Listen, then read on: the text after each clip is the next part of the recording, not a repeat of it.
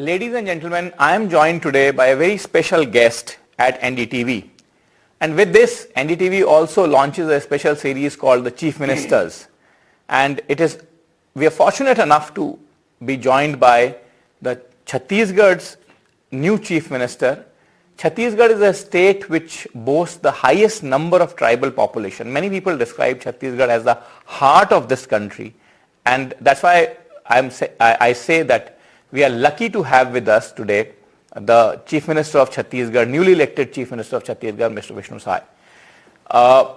मुख्यमंत्री जी, एक बात बताइए मुझे सबसे पहले कि आपके राज्य में सत्ता परिवर्तन हुआ और ऐसा हुआ कि पहली बार एक ट्राइबल चीफ मिनिस्टर, जिसकी की डिमांड यहाँ पहली बार बहुत जोर से उठी हुई, एक नई पार्टी बनी, उस पार्टी ने भी उठाई और पहले भी डिमांड होती रही है, लेकिन इस बार बहुत ज्यादा उस डिमांड ने जोर पकड़ा।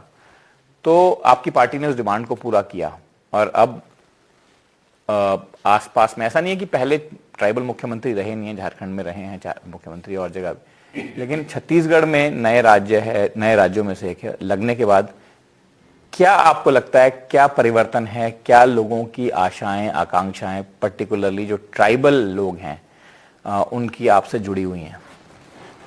देखिए, छत्तीसगढ़ राज्य का निर्माण भी भारतीय जनता पार्टी ने किया। तत्कालीन प्रधानमंत्री श्रद्धेय अटल बिहारी वाजपेयी जी ने 1 नवंबर 2000 को छत्तीसगढ़ राज्य का निर्माण किया और छत्तीसगढ़ में 32% ट्राइबल पॉपुलेशन है। इसके पहले विपक्ष की राजनीति अटल जी बहुत किए, इस क्षेत्र में भी उनका काफ़ी भ्रमण हुआ और जब देश की जनता उनको प्रधानमंत्री के रूप में चुना तो उनको आवश्यकता महसूस हुई कि छत्तीसगढ़ अलग राज्य बना दिया जाए और उन्होंने अलग राज्य बनाया और बहुमत के आधार पर 3 साल कांग्रेस की सरकार थी। लेकिन जब पहला चुनाव आया छत्तीसगढ़ में विधानसभा का तो छत्तीसगढ़ की जनता ने भारतीय जनता पार्टी को चुना और लगातार 15 वर्षों तक भारतीय जनता पार्टी की सरकार रही। डॉक्टर रमन सिंह जी मुख्यमंत्री रहे और एक बहुत बड़ा विश्वास अनुसूचित जनजाति वर्ग का भारतीय जनता पार्टी को मिला और 15 वर्षों के दौरान में भी भारतीय जनता पार्टी की सरकार ने ट्राइबल लोगों के हित में बहुत अच्छा काम सरकार ने किया। एक तो देखिए, मैं स्वयं ट्राइबल कौम से आता हूँ। यहाँ पहले भूखमरी होती थी, लोग भूखे मर भी जाते थे, बच्चे उपवास होते थे। लेकिन जब छत्तीसगढ़ में भारतीय जनता पार्टी की सरकार बनी तो सस्ते अनाज पीडीएस व्यवस्था यहाँ पर लागू हुई और हमारी सरकार ने पहले 3 रुपया किलो में, फिर 2 रुपया किलो में, फिर 1 रुपया किलो में चावल देना प्रारंभ किया, जो आज भी चल रहा है। और छत्तीसगढ़ की पीडीएस व्यवस्था पूरे देश में ही ये व्यवस्था विख्यात हुई।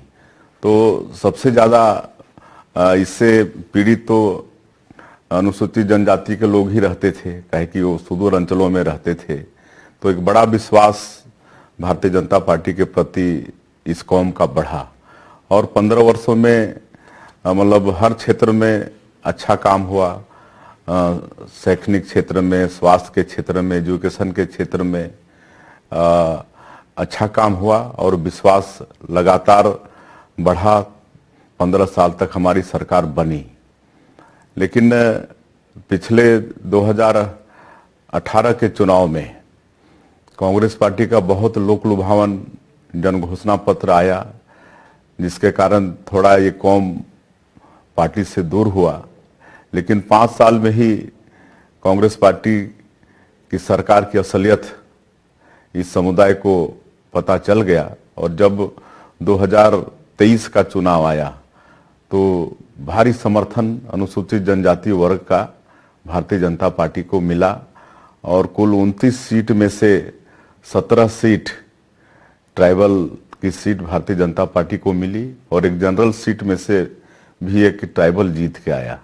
तो इस तरह से आज 18 एमएलए भारतीय जनता पार्टी के हैं और आज एक कौम जानता है कि जितना मान और सम्मान भारतीय जनता पार्टी ने इस कौम का किया है। आज देश का जो सर्वोच्च पद है महामहिम राष्ट्रपति का, उसमें भी इस कौम की एक महिला श्रीमती द्रौपदी मुर्मू विराजमान है। और श्रद्धेय अटल बिहारी वाजपेयी जी जब प्रधानमंत्री थे तो उन्होंने इस कौम के समुचित विकास के लिए भारत सरकार में पहली बार आदिम जाति कल्याण मंत्रालय का गठन किया। और चाहे भारत सरकार हो, चाहे 15 साल की हमारी यहाँ की सरकार हो, और भी कई योजनाओं के माध्यम से अनुसूचित जनजाति वर्ग का भला किया। तो इस तरह से आज पूरी तरह से अनुसूचित जनजाति वर्ग भारतीय जनता पार्टी से मतलब जुड़ा हुआ है। मुख्यमंत्री जी, इतनी हमारी बात हुई ट्राइबल पॉपुलेशन को लेकर के, तो एक सवाल मैं और पूछता हूं आपसे, वो ये कि एक बड़े समय से ये कोशिश और बड़े समय से ज़रूरत भी महसूस की जा रही थी कि जो कम से कम हिंदी हार्टलैंड है, छत्तीसगढ़ भी जिसका हिस्सा है, यूपी बिहार हिंदी हार्टलैंड के बड़े राज्य हैं, छत्तीसगढ़ भी उसका हिस्सा है, मध्य प्रदेश भी, इसमें एक ट्राइबल लीडरशिप डेवलप होनी चाहिए। कहीं ना कहीं ऐसा हुआ है कि आज़ादी के इतने सालों के बावजूद भी, जबकि हम देखते हैं कि शेड्यूल कास्ट में वो लीडरशिप डेवलप हुई और उनके मुख्यमंत्री भी रहे, जिसका कि एक प्राइम एग्जाम्पल मायावती जी हैं, पर शेड्यूल ट्राइब्स में वो लीडरशिप उतनी डेवलप नहीं हो पाई।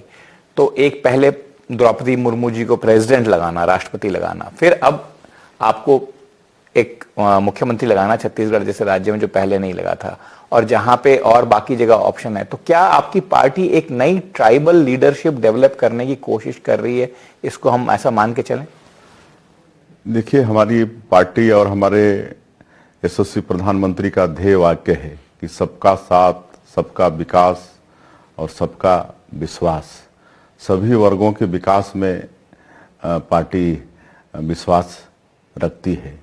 और चूंकि आदिवासियों का भी एक बड़ा वर्ग पूरे देश में निवास करता है, जो कि कहीं ना कहीं विकास की दृष्टि से, चाहे वो शैक्षणिक हो, सामाजिक हो, आर्थिक हो, मतलब थोड़ा पीछे हैं। और इसीलिए हमारी पार्टी की सरकार आज महत्व देकर इस कौम को भी विकास की मुख्यधारा से जोड़ना चाहती। अब एक और बात मैं आपसे कर लेता हूं, जिसकी बात सारे देश में हो रही है इस समय, वो है राम टेम्पल जी, जिसका 2 दिन में स्थापना या कॉन्सेक्रेशन जिसको हम कहते हैं वो होने वाला है। तो छत्तीसगढ़ का एक राम के वनवास से काफी जो लगाव और काफी जुड़ाव माना जाता है। ऐसा माना जाता है कि अपने वनवास का काफी समय उन्होंने यहाँ पे गुजारा, इसलिए रामगमन पथ की पहले मध्य प्रदेश में, फिर यहाँ पे भी योजनाओं की भी बात हुई। कैसे देखते हैं आप उसको as chief minister of Chhattisgarh, ये जो पूरा राम मंदिर का कॉन्सेक्रेशन है, और क्या आपके प्रदेश में उसको लेकर के इस समय एक्टिविटी है? कल आपके राज्य सरकार ने शैक्षणिक संस्थान भी बंद करने की बात कही आधे दिन के लिए। देखिए, 500 साल से भी ज्यादा संघर्षों के बाद एक बहुप्रतीक्षित राम मंदिर की जो मांग है वो पूरा होने जा रहा है। और जहां तक छत्तीसगढ़ की बात है, छत्तीसगढ़ का भगवान राम से बहुत लगाव है, क्योंकि छत्तीसगढ़ भगवान राम का ननिहाल है। माता कौशल्या यहीं पैदा हुई थी, और 14 वर्ष के वनवास काल को भी देखें तो मैक्सिमम ज़्यादा करीब 10 साल भगवान राम ने मतलब अपने ननिहाल प्रदेश में, जो ये इलाका पूरा दंडकारण्य कहा जाता है, उसमें बिताया। और यहाँ मतलब अनेक वो चिन्ह है जहाँ वो कुछ दिन बिताए हैं। यहाँ पर सबरी माता का जो जिक्र आता है, जिसके जूठे बेर भगवान राम ने खाए, वो भी छत्तीसगढ़ में है। शिवरी नारायण जगह का नाम है। तो इस तरह से बहुत लगाव है छत्तीसगढ़ का भगवान राम से, और पूरा छत्तीसगढ़ भगवान राम को अपना भांजा मानता है। और अभी जब 22 तारीख को राम मंदिर की प्राण प्रतिष्ठा होने जा रही है, तो पूरे छत्तीसगढ़ में भारी उत्साह है। वैसे तो देश ही नहीं, दुनिया पूरा राममय हो गया है, लेकिन छत्तीसगढ़ में ज्यादा उत्साह है और अपने उत्साह को यहाँ के लोग कई तरह से प्रदर्शित भी कर रहे हैं। सारे मंदिरों की साफ सफाई हो रही है, हमारे प्रधानमंत्री जी ने आह्वान भी किया है, भजन कीर्तन हो रहे हैं, रामलीलाएं हो रही हैं, घरों को भी सजाया जा रहा है, दीपावली मनाया जा रहा है और यहाँ से मतलब सुगंधित चावल भी भेजा गया है ताकि उस दिन भगवान को भोग लगे। अपने ननिहाल के चावल से सब्जियां यहाँ से भेजी गई हैं, यहाँ से डॉक्टरों की टीम गई है राम भक्तों की सेवा के लिए और भी कई तरह से मतलब अपना प्रेम छत्तीसगढ़ के लोग भगवान राम से प्रदर्शित कर रहे हैं। तो भारी खुशहाली छत्तीसगढ़ में है। और ट्राइबल पॉपुलेशन का क्या रिएक्शन? ट्राइबल पॉपुलेशन भी भारी खुश हैं, ट्राइबल पॉपुलेशन भी भारी खुश हैं और हमको मालूम है जब हम छोटे थे, बचपन में थे तो रामशिला पूजन हुआ था, मतलब शिला पूजन गांव-गांव में घर घर में हुआ था। तो उस समय हम लोग भी छोटे थे तो हम लोग भी जो यात्रा निकलती थी उसमें जाते थे, पूजन होता था और वो ईंट अयोध्या में वो जमा थी और आज जब वहाँ पर राम मंदिर का निर्माण हो गया, अब प्रतिष्ठा की बारी है, तो ट्राइबल को में भी भारी खुशी है। मुख्यमंत्री जी, राम टेम्पल और राम टेम्पल से रिलेटेड एक्टिविटीज जो हैं वो एक धार्मिक रिलीजियस मूवमेंट है और उसकी सारे देश भर में, जैसे आपने कहा, इस समय चर्चा है। बट एक इससे आगे बढ़ करके, राम टेम्पल के मुद्दे से आगे बढ़ करके एक विकास की बात भी होगी और बात इसलिए होगी क्योंकि अभी फिर आपको एक चुनाव का सामना करना पड़ेगा, थोड़े दिनों में लोकसभा के चुनाव आएंगे। तो आपकी पार्टी की सबसे बड़ा एक जो कैंपेन में भी आपका सबसे बड़ा दावा रहता है वो रहता है डबल इंजन की सरकार। हर जगह जहां आपकी सरकार, स्टेट में, राज्यों में आप सरकार अपनी मांगते हैं, बोलते हैं कि डबल इंजन की सरकार हो तो तरक्की ज्यादा आसानी से, अच्छे से हो। तो आपके डबल इंजन की सरकार से छत्तीसगढ़ का, जो कि पिछले 5 साल से मान लेते हैं कि डीकपल हो गई थी, एक तरह से डबल इंजन की नहीं थी, क्या फायदा होने वाला है? डबल इंजन की सरकार बनने से छत्तीसगढ़ का बहुत फायदा होने वाला है, क्योंकि पिछले 5 वर्षों में विकास एक तरह से यहाँ पर थम गया था।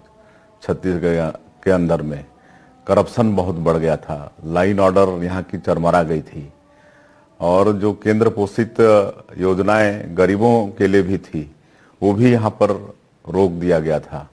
जैसे कि गरीबों को मकान देने का काम, गैस सिलेंडर देने का काम, स्वास्थ्य के क्षेत्र में आयुष्मान कार्ड देने का काम, ये सब जो गरीबों से जुड़ा हुआ काम है, ये सब काम भी पिछले 5 वर्षों में रुक गया था। लेकिन अब डबल इंजन की सरकार बनने के बाद ये सब मतलब चालू हो जाएगा और मुझे मुख्यमंत्री के नाते बताते हुए गौरव भी हो रहा है। और चुनाव कैंपेनिंग के दौरान हमारे प्रधानमंत्री जी भी कहे थे कि गरीबों का जो 18 लाख मकान जो रुक गया था पिछले 5 वर्षों में, उसको यहाँ की सरकार पहला काम करेगी और हम लोगों ने वही किया। सरकार बनने के बाद पहला निर्णय हम लोगों ने लिया कि जो 5 साल में गरीब लोग वंचित हो गए उनका मकान हम बनाएंगे और 18 लाख प्रधानमंत्री आवास बनाने का मतलब निर्णय लिए हैं। तो इस तरह से मतलब डबल इंजन की सरकार बनने से निश्चित रूप से छत्तीसगढ़ को बहुत लाभ होने वाला है। मुख्यमंत्री जी, एक पिछली बार जो कांग्रेस सरकार थी उसमें ये एक बात थी कि उन्होंने, जो आपने कहा कि प्रधानमंत्री आवास योजना में जो स्टेट का पैसा था उसको देने से उन्होंने कह दिया, रोक दिया था, इस झगड़े के चलते कि भाई इसका नाम बदलिए या आप हमारे हिस्से को भी एक्नॉलेज कीजिए। तो आपका कहना है कि वो 18 लाख मकान बनेंगे, 18 लाख मकानों का आपका चुनावी वादा भी था। अब वो 18 लाख मकानों के लिए आपने क्या वो पैसे रिलीज कर दिए हैं, बनने लगेंगे या कितना समय लगेगा? क्योंकि उनके आवेदन तो आए हुए होंगे आपके पास पहले भी, जो कि रोक दिए गए होंगे, रुके पड़े होंगे। और हम लोगों ने अनुपूरक बजट पास करके जो राज्यांश होता है उसकी व्यवस्था की है और केंद्र से लगातार हम लोग संपर्क में हैं और वहाँ से जैसे केंद्रांश मिलने के बाद हम लोग तत्काल इस योजना को लागू करेंगे और मकान बनना शुरू होगा। मुख्यमंत्री जी, एक अभी हाल फिलहाल में ही रिपोर्ट आई है और उस रिपोर्ट से वो सारे देश भर के बारे में बात करती है, बट बहुत सारे राज्यों के में उसका खास असर है, जिसमें ये कहा गया है कि लड़कियां जो हैं, वो कन्याएं जो हैं, वो डिजिटल डिवाइड के चलते, जो डिजिटल एक्सेस है, जैसे आईपैड है, लैपटॉप है, मोबाइल फोन है, इस तरह की जो चीजें हैं, उनको नहीं मिल पाता है, और इसकी वजह से उनकी पढ़ाई जो लड़के कर पाते हैं उस तरह की नहीं हो पाती है, ऐसे एक रिपोर्ट में कहा गया है। छत्तीसगढ़ में भी ये समस्या रही है, और यहाँ पे पहले और भी दावे थे कि हम इस तरह का डिस्ट्रीब्यूशन करेंगे, ये करें। तो आपको क्या लगता है कि कहीं ना कहीं जो महिलाओं का या बालिकाओं को थोड़ा सा और जोड़ने की जरूरत है, या और उनके साथ में डेवलपमेंट का, एजुकेशन को रिलेट करने की जरूरत है, उसमें कुछ इस तरह का काम आपकी सरकार करने का सोच सकती है? देखिए, जब हम 15 साल सरकार में थे तो उस समय एक अपनी योजना थी, मोबाइल हैंडसेट लोगों को दे रहे थे, और वो बंटना शुरू हो ही गया था, और फिर चुनाव की घोषणा हो गई और सबको बांट भी नहीं पाए। लेकिन बाद में उसका लाभ, जब कोरोना के समय उसका लाभ देखने को मिला, जब स्कूलें बंद हो गई और डिजिटलाइज रूप से पढ़ाना शुरू हुआ बच्चों को, तो उस समय महत्व समझ में आया कि वो जो स्मार्टफोन हम लोग दिए थे उसका कितना महत्व है। तो निश्चित रूप से इस पर आगे हमारी सरकार सोचेगी। और एक बड़ा चुनावी मुद्दा आपके यहाँ हमेशा रहता है, और इस बार भी उसको लेके बड़ी लड़ाई हुई, वो था धान का प्राइस, जिसका कि पैडी का जो प्राइस है, इसको लेकर के बहुत पहले कांग्रेस ने कुछ अनाउंस किया, फिर आपने अनाउंस किया, फिर बढ़ा, फिर तो आपको लगता है कि जो धान का जो प्राइस है, जो एमएसपी की जो बात है या स्टेट सपोर्ट प्राइस की जो बात है, उसको मेंटेन आप लोग रख पाएंगे? इतना प्रॉफिटेबिलिटी उसकी है, या स्टेट ऐसा समर्थन दे पाएगी जो आपने प्रॉमिस किया है उसको आप अभी लोकसभा चुनाव तक नहीं, आगे भी अपने पूरे टर्म में, कार्यकाल में आप उसको रख पाएंगे?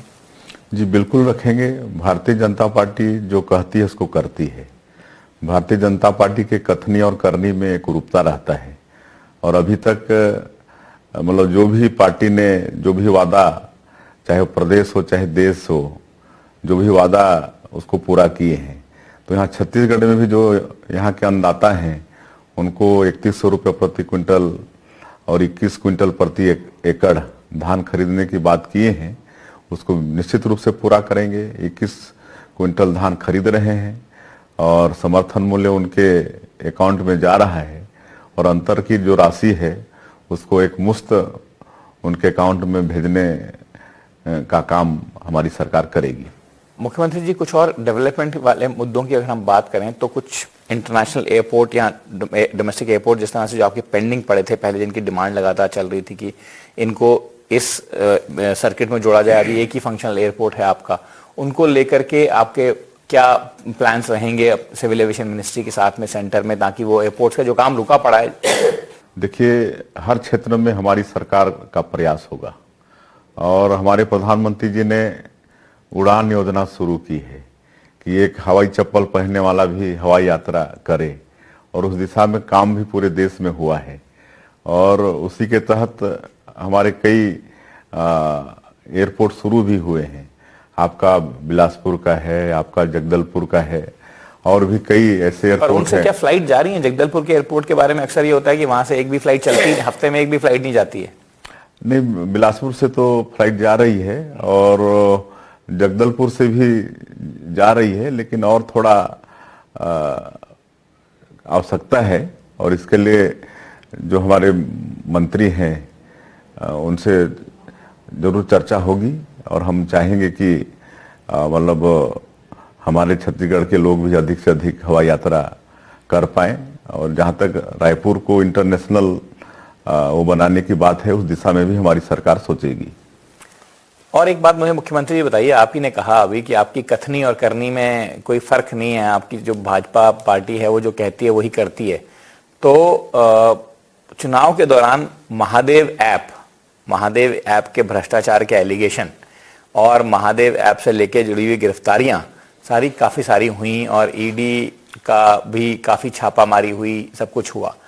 तो उस समय प्रधानमंत्री जी का ये दावा था कि जिन जिन लोगों ने ये पैसा लिया है, जिन जिन लोगों ने ये पैसा खाया है, जिन जिन लोगों ने इसके पीछे भ्रष्टाचार में लिप्त रहे हैं, उनको हम छोड़ने वाले नहीं हैं।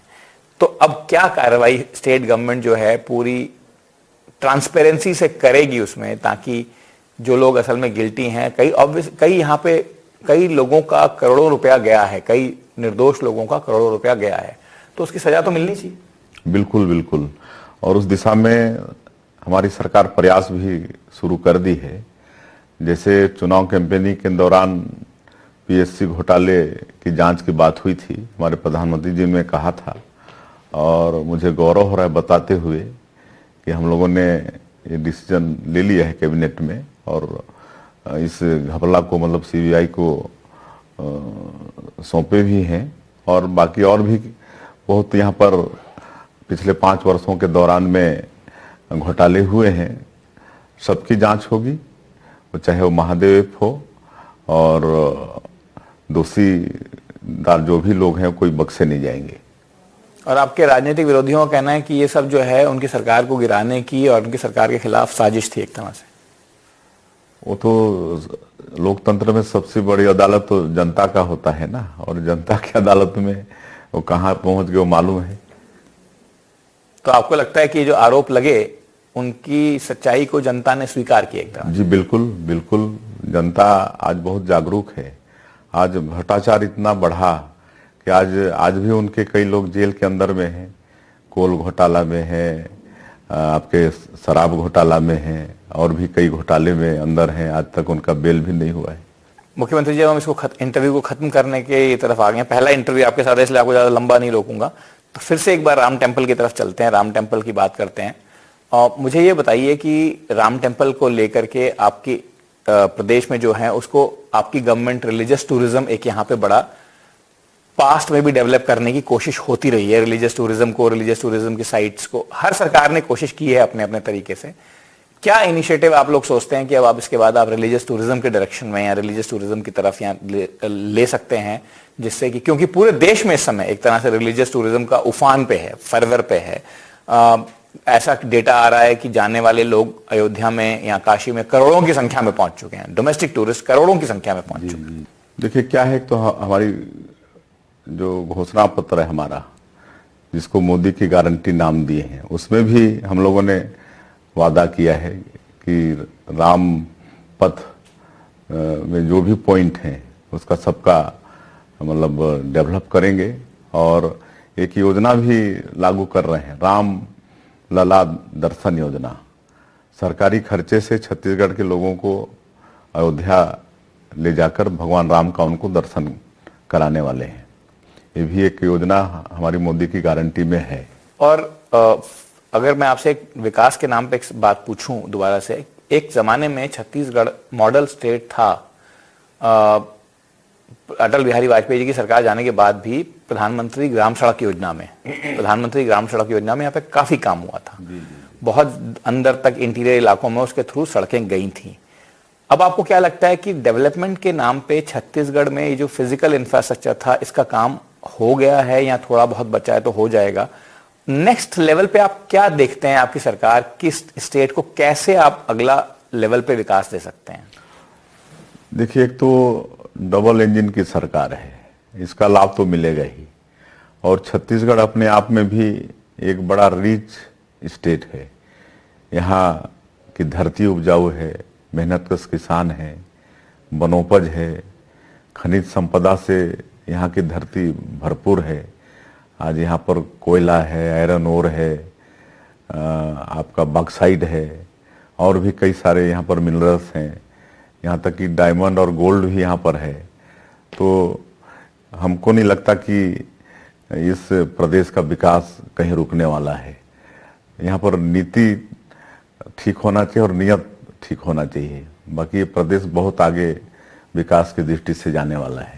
आपने खनिजों की बात करी तो एक सवाल मैं आपसे पूछ ही लेता हूँ मुख्यमंत्री जी, आखिरी सवाल करूंगा, ज़्यादा समय आपका लूंगा नहीं। अब वो ये कि एक राजस्थान सरकार को माइन की ज़रूरत थी जो कि एक कंपनी को दी गई थी, एक प्राइवेट कंपनी को। उसको कुछ लोगों का ऐसा कहना है कि राजनीति के चलते रोक दिया गया था। अभी आपकी सरकार ने दोबारा से उसको चालू करवाया है। तो आपको लगता है कि राजनीति के चलते जो राजनीति से प्रेरित कार्रवाई है, उससे ऊपर उठ के आपकी सरकार असल में विकास की ज़रूरत के हिसाब से देख पाएगी इन चीज़ों? देखिए, एक्चुअली जो राजस्थान गवर्नमेंट को जो कोल माइंस दिया गया है, ये यूपीए गवर्नमेंट के समय ही उनको मिला है। 2012 में जब केंद्र में यूपीए गवर्नमेंट था और राजस्थान में भी कांग्रेस की सरकार थी, तब से ये चल रहा है। और इसमें जरूर बीच बीच में कुछ विरोध होता है पेड़ वेड़ कटाई को लेके, लेकिन चूंकि मतलब देश हित में वो भी जरूरी है तो उसको देखेंगे, छत्तीसगढ़ के हित में जो उचित होगा वो करेंगे। मुख्यमंत्री जी, आपने एनडीटीवी से बातचीत की, अपना समय निकाला। अभी मैं जानता हूं कि आपके पास बहुत सारे काम हैं क्योंकि आपने अभी चार्ज लिया है, और उस व्यस्त शेड्यूल में आपने समय निकाला। आपका बहुत बहुत धन्यवाद। जी, आपका भी धन्यवाद।